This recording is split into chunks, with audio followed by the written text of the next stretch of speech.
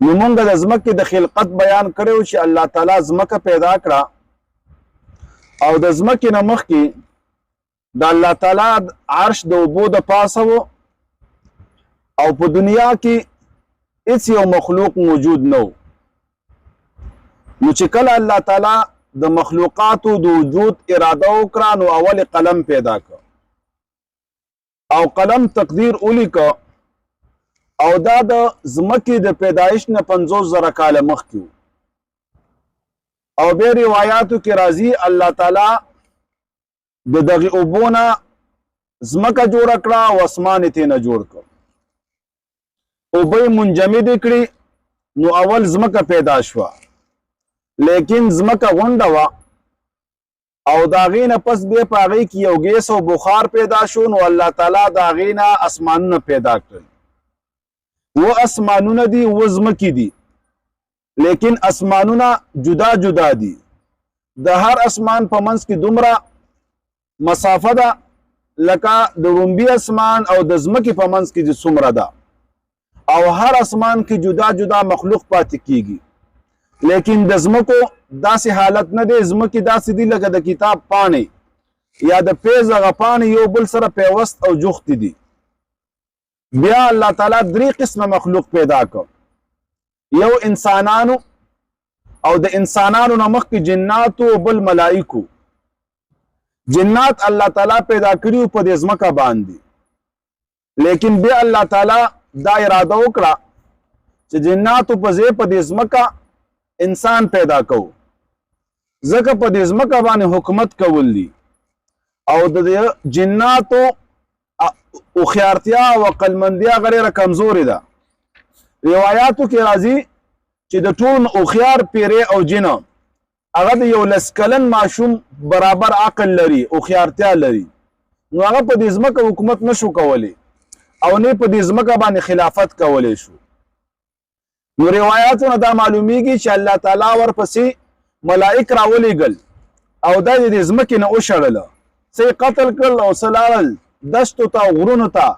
او د ځمکې نه د هغوی هغه زندګي ختمه شوه. مخکې به په دغه ځمکه باندې داسې ژوند کوو لکه مونږ چې څنګه ژوند کوو نو هغه الله تعالی د ځمکې نه محو کړل او د ځمکې نه ختم کړل. بیا الله تعالی د آدم علیه السلام د پیدایش اراده وکړه. په تیر درس کې د هغې بیان مونږ تفصیلي کړی و. نو روایاتو کې راځي امام بخاري حدیث راخستی دی دغه شان نورو محدثینو احادیث ذکر کړي دي چې الله تعالی د انسان د پیدا کولو اراده وکړه نو الله تعالی دا انسان په خپل لاس باندې جوړ کړ. نور دي څومره مخلوقات دي دا ټول الله تعالی پیدا کړي دي لیکن د الله تعالی د امر کن سره کن موجود چنو موجود شوي دي. یو انسان دی چې دا د انسان شرافت دی او د انسان عظمت دی چې الله تعالی فرمایي خلقت بیدی چې په خپل لاس باندې دا ما پیدا کړي دي. بیا دا مثلا ځان سره په ذهن کې کېدی څومره چې د الله تعالی صفات دي که ید ذکر کیږي که د الله تعالی ساق ذکر کیږي که د الله تعالی عین ذکر کیږي که د الله تعالی وجه ذکر کیږي نو د اهل سنت والجماعت په دې کې عقیده دا ده چې په دې کې به تعویل هم نه کوو په دې کې به تحریف هم نه کوو او تمثیل به هم نه بیانو. دا به نه وایو چې د چا په شان دی ځکه الله تعالی په خپل کلام کې په خپله فرمایي چې لیس کمثله شی د الله تعالی په مثل باندې هیڅ یو شی نشته. د الله تعالی چې څومره صفات دي دې سره به مونږ دا خبره کوو چې څنګه د الله تعالی د شان سره لایق او موافق دي کما یلیق بشانه چې څنګه د الله تعالی د شان سره لایق دي هغه شان د الله تعالی صفات دي. د الله تعالی په صفاتو کې به تحریف هم نه کوي او نه به د الله تعالی صفات بدلی بلکې الله تعالی ځان دپاره ثابت کړي دي مونږ به ثابتو مونږ په کیفیت باندې نه پوهېږو د هغې علم به الله تعالی ته مونږ سپارو ځکه د الله تعالی د کلام 2 قسمه احکامات دي یو ته محکمات وي او بل ته متشابهات وي. محکمات هغه دي چې هغه معلوم المراد دي معلوم المعنا دي او واضح او ښکاره دي هغې باندې به ایمان راوړي تفصیلي او بل متشابهات دي متشابهاتو کې د حروف متشابهات هم شته او د الله تعالی چې کوم صفات دي دا هم د متشابهاتو نه دي بس د دې معنا معلومه ده د بعضې او د دې اصل حقیقت باندې الله تعالی عالم دی او الله تعالی په خبر دی او موږ به وایو چې څنګه د الله تعالی د شان سره مطابق صفات اقا مراد دي او هغه دینه مقصد دی. نو الله تعالی په خپل لاس باندې انسان پیدا کړ. د قرآن کې راځي بعضی اوقاتو کې تراب ذکر کیږي، بعضی کې طین ذکر کیږي، من طین لازم ذکر کیږي، صلصال ذکر کیږي. نو الله تعالی د انسان اول خاوره وا. حدیث کې راځي، امام ترمذی حدیث ته امام ابو داود هم ذکر کړی دی، ان الله خلق آدم من قبضه قبضها من جميع الارض. الله تعالی دا انسان د خاور نه پیدا ک او دا خاور د ټول ځمکې نه راټول کړه. او به په دې حدیث کې راځي دغه وجه ده چې بعض انسانان سپین وي هغه د سپینې خاور نه پیدا شوي، بعضې تور وي هغه د تورې خاور نه پیدا شوي، بعضې سره وي مختلف رنګونه وي، بعضې خاوره ښه وي نو ښه انسان طیب انسان ته نه پیدا شوی وي، د فیدې والا انسان ته نه پیدا شوی وي، علما او انبیا غوندې شخصیات ته نه پیدا شوی وي. او بعضې ځمکه خبیث وي هغه پاک ناپاکه وي، هغه خورنا کوي، هغه فصل نه کوي. نو بعضی انسانان هم داسې چې هغې نه کافران پیدا شوي دي او خبیث خلق نه پیدا شوي دي. نو الله تعالی د انسان د پیدایش اراده چې وکړه، نو اول یې ورته ابو البشر آدم علیه السلام پیدا کړ او دی د خاورې نه جوړ کړ. او رب العالمین په خپل لاس د دې دا جسد او کالبوت او چې کوم مجسمه و دا الله تعالی جوړ کړه او یو شی پکې جوړ کړ. بیا پکې الله تعالی روح واچاوه. د روح خبره مونږ کړې وه چې دا روح یو نفیس شی دی، یو پاک شی دی، یو طاقتور شی دی چې په انسان کې وي نو انسان ژوندی وي، تر و تازه وي، انسان خرابېږي نه، انسان ګرځي را ګرځي حرکت کوي. او دا روح داسې یو نفیس او پاک شی دی چې پته نه لګېږي انسان ته چې دا بدن کې په کوم ځای کې دی او په کومې طریقې سره دی، ولاړ دی او کناس. بس دا د الله تعالی امر دی، یسألونک عن الروح قل للروح من امر ربي. نو الله تعالی په دې انسان کې روح واچاوه. او روایتونه دا معلومیږي چې کله انسان کې الله تعالی روح واچاوه نو دې نه مخکې یو دوه کارونه الله تعالی وکړل. یو کار دا وشو، حدیث کې راځي نبی پاک علیه السلام فرمایي كنت نبيا وآدم بين الروح والجسد. الله تعالی د آخري نبی محمد رسول الله صلی الله علیه وسلم نبوت ولیک. او دا داسې وخت و چې آدم علیه السلام په دې وخت کې لا روح ورکې نه وچولې شوی، پیدا شوی نو. او دویم دا کار وشو چې جنات الله تعالی په دې ځمکه باندې پیدا کړیو د انسان نه مخکې. لکه یو آیات کې مرضی والجان خلقناه من قبل من نار السموم. جنات الله پیدا کړیو چې کله الله تعالی په آدم علیه السلام کې روح واچاوه نو هغه پرنجې وکړه، الحمدلله ویلي، الله تعالی ورته جواب دی يرحمک الله ورکه. نو بیا د ملائکو یو مجلس هغې ته لاړه او سلامي واچاوه. او روایتونه معلومیږي الله تعالی ورته وفرمیله چې دا به ستا د بچو په خپل منځ کې د میلاویدلو کلام وي او سلام به وي، دقه شان به یو بل سره ملاویږي په سلام سره. نو اول کلمات د دینه معلومیږي چې سلام دي او الله تعالی په سلام باندې خپل حکم کړی دی او دا د مسلمان په بل مسلمان باندې حق هم دی سلام اچوله. چې کله یو انسان بل انسان سره ملاویږي په کار ده چې سلام واچي. د معاشري په آدابو کې دا خبره راځي چې درې خبرې لازم دي. یو د انسان حق دی، یو په انسان باندې فرض دی او دریم ادب خبره ده. نو دا درې ولا پیژندل پکار دي. هر انسان لپاره یو حق دی پکار چې هغه ته حق ورکړي شي، بل په هغه باندې فرض دی پکار چې هغه خپل فریضه ادا کړي، او دریم ادب دی. نو دغه شان د انسان لپاره چې کله یو معاشره کې دا په زندگی تیری، په کور کې زندگی تیری، په مدرسه کې زندگی تیری، په یو مارکیټ کې زندگی تیری، که شرط هم دا اوسېږي د درې خبرو به دا خیال ساتي. یو د حق دی، دا به د خپل حق مطالبه کوي، بل د فرض دی چې دا به خپل فرض ادا کوي، او بل ادب دی هغه به رعایت ساتي په منځ کې د ادب. لکه د دې مثال اسانه خبره دا ده، ته یو ځای کې ناست دی نو بل کس راغی نو ستا حق دا دی چې هغه تا باندې سلام واچي او دا هغه باندې فرض ده چې سلام واچي. یو شرعي فرض دی، یو فرض په معنا د لزوم لازمه ده. د معاشري د آدابو نه دا خبره ده چې کله یو انسان بل انسان سره ملاویږي نو چې کوم ناست دی راتلونکي په هغه باندې سلام واچي. نو دا هغه فرض خبره ده چې سلام وکړي په تا باندې او دا ستا حق دی. او خپل کې ملاویدل په ادب سره دې ته ویل شي حسن معاشرت او ښایسته معاشره. نو د هر انسان چاته ته دعوت درکړه، نو دعوت چې کله تا ته میلاو شو نو دعوت قبلول دا فرض دی پتا باندې چې داغه دعوت قبول کی او هغه ته ورشي او دا د مسلمان په بل مسلمان باندې حق هم دی چې کله ته دعوت ملاو شي نو هغه به پوره کې نو چې کله ته په یو معاشره کې زندگی تیرې نو خپل فرض وپیژنه چې زما فرض څه شی دی لکه په مدرسه کې موتا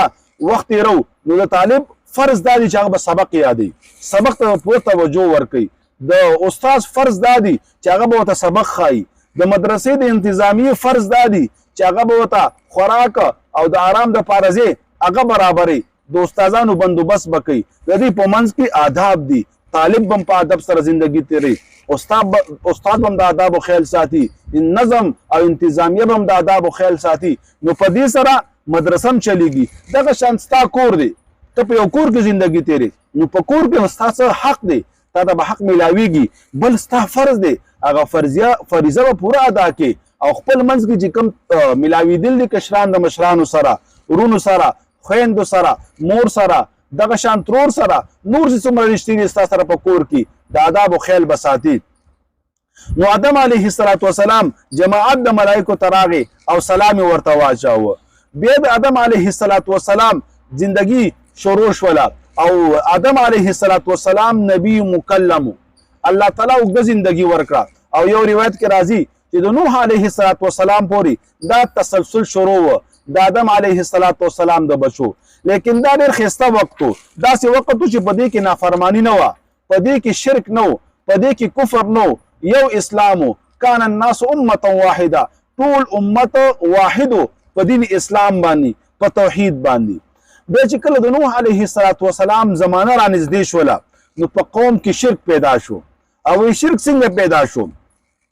روایتونه دا معلومیږي چې د آدم علیه السلام خپل بچیو 15 چې په سورۃ نوح کې دا غي ذکر دی بعضی د خپل ملا او شان شوی او بعضی چې نه دا د بچیو په سورۃ نوح کې الله تعالی فرمایي وقالوا لا تذرن الهتكم ولا تذرن ودا ولا سواعا ولا يغوث ويعوق ونسرا دا 15 نیکان بندگانو په دوی کې او دوی به د الله تعالی عبادت کاوه د قوم اصلاح به کوله د قوم خیرخواهی به لټوله لیکن په دې کې چې کوم مشرو ودا وفات شو چې کله دا وفات شو قوم ډیر زیات پریشان و د پس ډیر خپو دې کې شیطان ته موقع ملاو شو او شیطان دې قوم ته راغی چې تاسو کوم مشر عالم او تاسو کوم مشر سره و او تاسو کې دیندار انسانو او تاسو به سره تسلی ملاوي داغه وفات شو نو زه داسې کومه چې د هغې یو تصویر تاسو ته جوړوم هغې تصویر ته به تاسو ګورئ او تسلي به هم کېږي بیا روایتونه دا معلومیږي چې بیا راغې چې یو تصویر باندې څه کېږي داسې به وکړو چې هر کور دپاره به یو تصویر جوړ کړو امام ابن کثیر هم دا واقعه راخیستې ده بیا بعد کې داسې وخت راغی چې تصویر نه مجسمه جوړه شوله بیا چې څه نسلونه تیر شو شیطان بیا راغی چې ګوره دا خو نیکان خلک تیر شوي دي په تاسو کې او ستاسو مشرانو به ډېر عزت کاوه او دې ته به یې سجدې کولې نو دغه ځای کې بیا شرک شروع شو روایتونه هم دا معلومیږي چې نوح علیه السلام قوم چې کله شرک شروع کړ تر دغه وخته پورې په ونو کې وی ازغي نه و ګل سره ازغی نه و میوې سره ازغی نه و دا شرک دومره یو قبیح شی دی او دومره یو عظیمه بیماری ده چې دې سره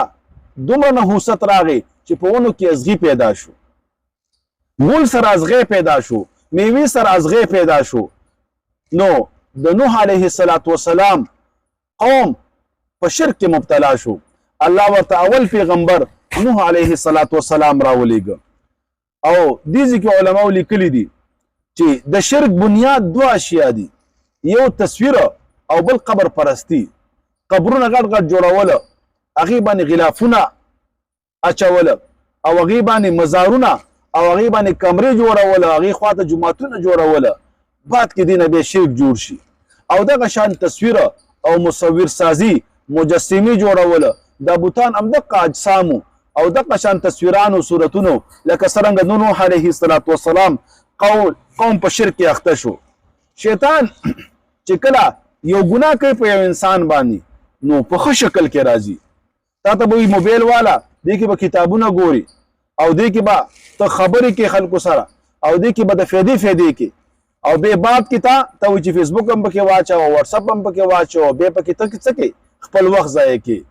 نو انسان د پاره شیطان دشمن دی او الله تعالی موږ ته فرمایي چې ان الشیطان لکم عدو، دا شیطان ستاسو د پاره دشمن دی، فاتخذوه عدوا، په دشمنی اونیسا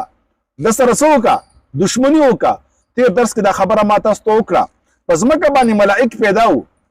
ملائکو د الله تعالی عبادت کاوه او ډیر شی ملائک دي. الله تعالی دومره ملائک دي په اسمانونو کې چې ذره بر موقع نه ملاویږي د ملائکو ته چې خالی ځای ملاو شي. اسمانونو کې خالیګان نشته بلکې ملائک دي او الله تعالی ته په عبادت ولاړ دي. او اسمانونه دي او هر اسمان کې جدا جدا ملائک دي.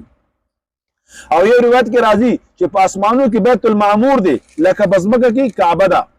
هر ورځ او یا زره ملائک راځي او الله تعالی ته سجده لګي او تر قیامت پورې هغه ملائکو ته دوباره موقع نه ملاویږي. نو پس مکه خو ملائکو د عبادت دپاره الله تعالی د انسان ولې پیدا کړ؟ و انسان چې الله تعالی پیدا کړ د یو کمال دا چې د سره خواهش و، د سره نفس و، د سره شیطان و. او الله تعالی د انسان د عبادت خوښي ځکه چې د سره نفس دی. چې کوم ملائک دي د هغې باره کې الله تعالی په خپله فرمایي چې لا یعصون الله ما امرهم ويفعلون ما يؤمرون. معمولی او ذره برم نافرمانی نه کوي، لیکن انسان سره نفس دی، خواهش دی. دا انسان د خواهش مقابله کوي. چې موږ دلته درس ته کینو دا موږ د خواهش مقابله کوو. خواهش موږ ته دا وایي، نفس موږ ته دا وایي چې مړه په ارام کمره کې ویده شه، په ارام چې د کمره کې بچی وسکي، مړه ګپې شپې به ولګي، چېرته سړک ته به ووځي، چېرته چمن ته به ووځي، چېرته بازار ته به لاړ شي، روټۍ به وخوري، څه د درس ته کیني. دغه شان د ماوستن مونځ دی، بای زموږ د عوام ملګري د روزګار نه ستړي ستومان نه راشي، نو شیطان ورته چې مړه بس ویده شه، روټۍ دې وخوره. نو دې ځای کې دا د نفس سره مقابله کوي، د خواهش سره مقابله کوي. خواهش ورته وایي چې ویده شه، ارام وکړه. دا ورته نه چې الله ما ته حکم د مانځه کړی دی، دا دې سره مقابله وکړي او لاړ شي او اودس وکړي او جمعې ته لاړ شي او مونځ وکړي. سحر وختي انسان ته خوب ورځي، ګرمۍ د وجې نه خوب نه کړي، سحر ټیم لږ یخ شي، دا شان یخنۍ کې څومره بستره خوږه شي، دا راپاسېږي. خواهش سره مقابله وکړي، دا الله تعالی ته ډېر خوښېږي چې موږ خپل خواهش سره مقابله وکړو. موږ ته خواهش طغیاني راښیي، سرکشي راښیي، بغاوت راښیي، ګناهونه راته ښیي، فحش راته ښیي. پکار دا چې موږ د نفس سره مقابله وکړو، د خواهش سره مقابله وکړو. او چې کله دا خواهش سره مقابله وکړه الله تعالی به تا عزتمن کړي. الله تعالی د عبادت په سبب خلق عزتمن کړي او دنیا او آخرت ورته ښایسته کوي او کامیابی دا اعلی چې کله د خواهش مقابله وکړي. خواهش دا وایي چې ارام وکړو، دا پاسېږي د شپې تهجد وکړي. خواهش دا وایي چې مونږ دې وکړو بس ځه ته ذکر اذکار وکړي، تلاوت وکړي، درود وایي په نبی پاک علیه الصلاة والسلام باندې. نو چې کله تا د خواهش مقابله زده کړه نو تا د کامیابۍ هغه پوړو ته ورسېدي. چې یو ځای کې د خواهش مقابله کوي ته به د کامیابو په پوړو باندې برابر ځي، ته به عزتمن کېږي، ستا به دنیا هم ښایسته کېږي او ستا آخرت به هم ښایسته کېږي، ستا زړه به مطمئن وي ځکه ستا تعلق الله تعالی سره جوړ شو. مخکې دا خبره ما وکړه چې د انسان دوه حصې دي، یو جسد دی دا الله تعالی د خاور نه پیدا کړی دی،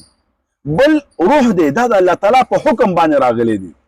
د جسد د غټوالي دپاره او د حفاظت دپاره غذا او خوراکونه دي الله تعالی د انسان ته ورکوي چې کله بیمار شي د هغې علاج دپاره دوایانې دي، لیکن د روح دپاره غذا هغه عبادت دی.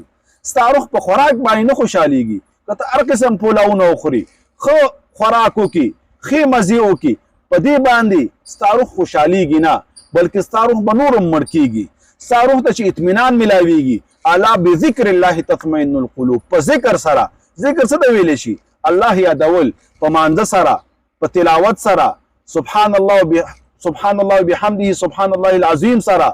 درود شریف سره. چې کله دا کوې نو ستا روح به مطمئني، ستا روح به خوشحالی، ستا زندگی به ښایسته برابره وي ځکه دا ستا روح د الله تعالی په حکم باندې پیدا شوی دی او الله تعالی حکم د اسمان نه راځي. نو اسماني عبادت به کې چې کوم عبادت اسماني نازل شوی دی چې قرآن دی، نبی پاک ارشادات دي، نو چې کله ته هغه کې ستا دنیا به هم ښه وي، ستا آخرت به هم ښه وي، ته به د خپل خواهش مقابله کې. تیر درس کې دا خبره تاسو ته ما وکړه چې درې حالت د انسان داسې دي چې شیطان په ده باندې مسلط کیږي او شیطان په ده باندې زورور کیږي او شیطان د دې انسان سره سخته مقابله کوي. او علما فرمایي چې دا شیطان په دې انسان باندې لوبې کوي او د انسان د شیطان یو کینول شي لکه ماشوم دی وغه په ګوډۍ باندې لوبي کوي په بال باندې لوبي کوي په وړوکي ګاډي وغیره باندې هغه لوبي کوي خاورو سره لوبي کوي نو دغه شان دا شیطان په د انسان باندې لوبي کوي او دا انسان د دې شیطان کینول شي او دا د شیطان په خوخه باندې تاویږي را تاویږي او بعضې خبرې د شیطان په خوخه باندې کوي د دې مثال داسې شي لکه د انسان ریموټ شیطان سره شي یو چې کله د انسان غصه شي الغضب اوله جنون د دې غصې اولنی حالت لیونتوب دی بس ستا دماغ او کنټرول ستانه سلب شي ستانه واخیستلی شي د هغې کنټرول شیطان ته میلاو شي شیطان تا باندې لوبې کوي بعضې اوقاتو کې تا باندې ښځه طلاقه کړي بعضې اوقاتو کې د کفر کلمات ستا د خولې نه وباسي بعضې اوقاتو کې داسې خبرې وکړي چې ستا دنیوي او د آخرت ډېر نقصان په هغې سره وشي نو لهذا چې کله غصی الغضب اوله جنون واخره ندم بیا اخره کې سړی پښیمانه وي دی په مولیانو باندې ګرځي ډېرې مسلې مونږ ته دلته راشي چې ښځه مې طلاقه کړې ده غصه مو پوه شوې نه وم او دماغ مې کار ونه کړ اوس څه وکړم چې کله غصه شوي بس خاموشه شه د خولې نه خبرې مه وباسه دا خبرې چې وځي د شیطان په خوښه به وځي دا دې وخت کې به تا باندې بیا شیطان لوبې کوي ته د شیطان د خواهش مطابق به تاویږي را تاویږي او خبرې کوي که ولاړې کښېنه که ناستې پاڅېږه اوبه وڅښه اودس وکړه کلمه ووایه د اعوذ بالله کلمه د توحید ووایه لا اله الا الله نو شیطاني اثرات به ختم شي دویم چې کله د انسان کنټرول د خپل ځان نه ختمیږي او شیطان ته میلاویږي هغه خواهش چې کله غالب شي په انسان باندې چې کله تا باندې خواهش او شهوت غلبو کې به انسان په خپل ځان باندې نه پوهیږي اکثر اوقاتو کې دا په بدکارۍ کې اخته شي په ګناه کې اخته شي په نورو مصیبتونو کې اخته شي خپل بیبي سره په حالت د حیض کې کوروالی وکړي چې کله شهوت په ده باندې غلبه وکړي نو په دغه وخت کې ډېر کنټرول کوه چې دا سوچ کوه چې زما دې وخت کې کنټرول شیطان ته ورغلی دی او شیطان په ما باندې مسلط شوی دی د الله تعالی د حکم دې وخت کې ډېر رعایت کوه او چې په دغې سخت حالت کې تا د الله تعالی د حکم رعایت وکړه بیا ته کامیابېږي او دریم حالت چې کله انسان اوزګار وي د وجه روایاتو کې راځي چې کله انسان اوزګار وي نو شیطان د ده په دماغو کې دمه کوي د اوزګار سړي دماغ د شیطان د دمې ځای وي او په د انسان باندې دا لوبې کوي ګناهونه ورته خیسته کوي ګناهونو طرف ته متوجه کوي نو ته خپل نفس په نیکو اعمالو کې استعمال کا او نیک اعمال پې وکړه فورا پاسې که اودس وکړه او فورا لاړ شه نوافل وکړه که د نوافلو ټیم وي که د قرآن تلاوت وکړه ذکر اذکار وکړه لاړ شه چاته دعوت ورکړه د دین کار کې ځان استعمال کا اوزګار مه کېنه نو دا درې حالت ډېر خطرناک حالت دی چې سړی غصه وي انسان باندې شهوت غلبه وکړي او چې سړی اوزګار وي نو خبره مې دا کوله چې د انسان د عبادت الله تعالی ته ولې خوښ دی دا ځکه چې دا د خواهش مقابله کوي نو په کار چې ما ته د خواهش ښه صحیح مقابله وکړو او د نفس سره مقابله وکړو زمونږ دا سیرت چې کوم دی دې کې به ډېرې فایدې وي دې کې به وعظونه هم وي دې کې به د نبي پاک علیه السلام ارشادات هم وي دې کې به انشاءالله ډېرې فایدې وي زما استاد دپاره چې زما استاد زندگی په دې په سبب باندې جوړ شي او انشاءالله کوشش به دا کوو چې تاسو به تنګو نه مختصر خبرې به کوو لنډ درس به کوو دومره نن دپاره بس دی انشاءالله بیا به مخکې ځو واقول قولي هذا استغفر الله لي ولكم ولسائر